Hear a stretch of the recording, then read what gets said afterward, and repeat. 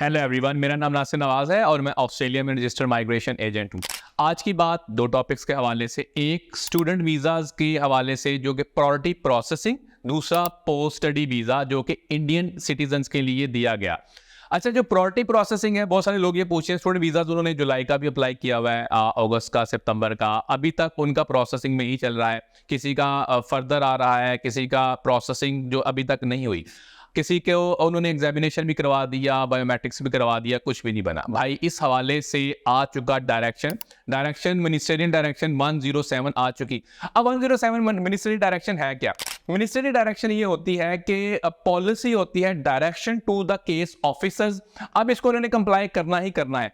इनके different tears हो सकते हैं। मिसाल के तौर पे पॉलिसी जो है वो direction to the case officers होती है, इसी तरह रेगुलेशन है, इसी तरह एक्ट है। तो कहने का मतलब ये है कि इसकी कंप्लायंस जो है वो स्टार्ट हो जाएगी। अब प्रायोरिटी होगी किसकी? प्रायोरिटी इन्होंने ये कहा जो स्कूल सेक्टर के हैं, फॉरेन अफेयर सेक्टर के हैं, डिफेंस सेक्टर के लोग हैं, या पोस्ट ग्रेजुएट रिसर्च वाले हैं, वो किसी भी यूनिवर्सिटी की, किसी भी कॉलेज में, किसी की प्रोवाइडर के साथ हैं, उनको प्रायोरिटी प्रोसेसिंग दी जाएगी। उनका जो प्रोसेसिंग है उनकी प्रायोरिटी में होगी। इसी तरह उन्होंने ये कहा कि जो बाकी के लोग हैं, मिसाल के तौर पे वेट सेक्टर के हैं, वो ट्रेड वाले हो सकते हैं, डिप्लोमाज वाले हो सकते हैं। इसी तरह हायर एजुकेशन सेक्टर है, वो बैचलर्स वाले हो सकते हैं, मास्टर्स वाले हो सकते हैं। उनके लिए यह है कि अगर तो वो लेवल 1 के इंस्टीट्यूशन के साथ है ना, तो भाई इनको प्रायोरिटी मिलेगी। इसी तरह ये कनेक्टेड है सब्सिक्वेंट एंटर्ड के लिए भी। मिसाल के तौर पे अगर आप लेवल 1 यूनिवर्सिटी में पढ़ रहे हैं और आपने अपने पार्टनर का वीजा अप्लाई करना है, तो उसको भी प्रायोरिटी प्रोसेसिंग मिलेगी। अब ये प्रायोरिटी प्रोसेसिंग है क्या? इसका मतलब ये है कि अगर कोई भी एप्लीकेशन सबमिट हो गई तो वो क्यू में उस तरह नहीं जाएगी जिस तरह के पहली एप्लीकेशन पहली और दूसरी बाद में होगी। अगर तो वो प्रायोरिटी प्रोसेसिंग वाली है तो इसकी एक अलग से क्यू होगी और ये जल्दी से प्रोसेस करेंगे। और जल्दी से प्रोसेस करने का मतलब क्या है? 2 वीक्स में हो सकती है, 3 वीक्स में हो सकती है। किसी दौर में जो पोस्ट ग्रेजुएट रिसर्च प्रोग्राम्स थे वो भाई 2-2 हफ्ते में भी हुआ करते थे। लेकिन बहुत सारी एप्लीकेशन का चूंकि बर्डन आ चुका और बहुत बड़ा बैकलॉग था जब ये गवर्नमेंट आई, तो इन्होंने बहुत सारा ये कोशिश की कि इसके ऊपर हम ज्यादा से ज्यादा काम कर सकें। अब इस पे वाज़ेह तौर पे मिनिस्टेरियल डायरेक्शन आ चुकी।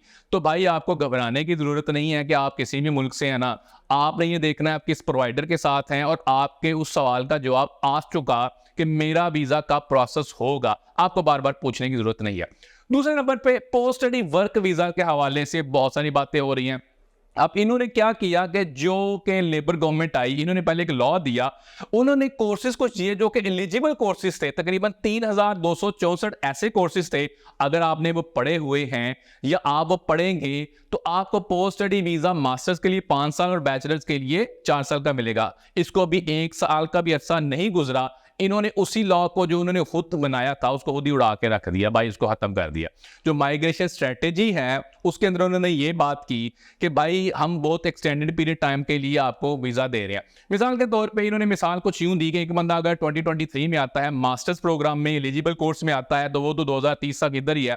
तो हमारी जो नेट माइग्रेशन है ऑस्ट्रेलिया की वो तो बहुत ज्यादा बढ़ जाएगी। अब इन्होंने नेट माइग्रेशन को कम करने का हल ये ढूंढा है और इन्होंने टोपी से कबूतर ये निकाला है कि भाई इनके ऐसे करें, लॉस को चेंज कर दे। जो लॉ हमने खुद हाथों से बनाया था ना, वो हमसे गलती होगी, उसको बंद कर दे। अच्छा, लेकिन post study work visa Indian students के लिए उनको ब्लेसिंग इन डिस्गाइज क्या मिला? क्योंकि इनका ट्रेड एग्रीमेंट हुआ था, बल्कि ये लेबर से पहले का एग्रीमेंट हुआ हुआ है ऑस्ट्रेलिया का और इंडियन गवर्नमेंट का। अब स्टेट टू स्टेट जब एग्रीमेंट्स होते हैं इनको कंप्लाई करना ही पड़ता है। तो बाय डिफॉल्ट क्या हुआ?